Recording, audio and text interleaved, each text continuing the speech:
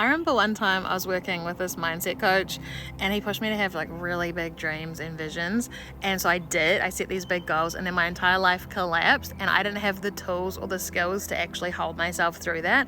And when I said to him, I'm freaking out, like my heart is racing, I'm dripping with sweat, like I'm in fight or flight, because I had complex PTSD, right? And I hadn't been taught any tools on how to actually feel safe in my body. He said to me, you just need to trust more. And this is one of the things that pisses me off so much. I hear this language all the time, right? Just live in the end, just trust the process, just let go. I mean, listen, it's great. Wouldn't it be so cool if it was just that easy? But what I don't hear are people talking about the really unsexy stuff. The fear, the shame, the unworthiness, the feelings of not being good enough. The fact that we look back at our life and so many of us are beating ourselves up because we feel like we should be further along. We feel bad about things that have happened. So we avoid facing stuff. And because we've avoided all of this, because we have all this unresolved trauma and all this pain that no one has given us permission to feel, it's still controlling us.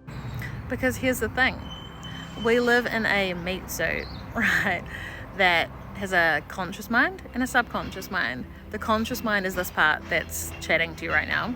The subconscious is the 95% of my mind that is responsible for keeping me safe and alive.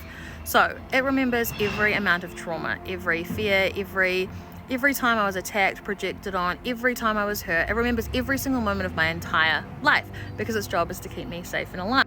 And because that's its job, right? If I just decide one day, I'm just going to decide that I'm going to be a millionaire, I'm going to decide to start a new relationship, I'm going to put myself out there. All of these things were strategies that my body used to it used to avoid, right? I used to avoid them to keep me safe because it felt like visibility equals danger. Having big goals, being seen equals getting attacked, projected. I was punished, right? I was abused for being myself, speaking up. So what do you think happened when I actually came out and set these big visions? My nervous system said, I think the fuck not. And so it's not just letting go. It's healing the wounds. It's feeling the feelings. It's allowing my body to actually finally feel heard and safe and seen. For me to acknowledge all these things that have been repressed that I haven't been able to feel before. To build so much trust with myself that I'm not just sitting in my head going, oh my God, just think positive, just live in the end, just ignore everything that's happening. My body's freaking out in fight or flight, dripping with sweat. And I'm like, no, but all is well, all is well, all is well. But all is not well. And my nervous system, my subconscious mind know that, right? So what if I went, what part of me is afraid right now? And I sat with that. That's where the breakthroughs happen. And once we feel safe, that's when we can let go and trust the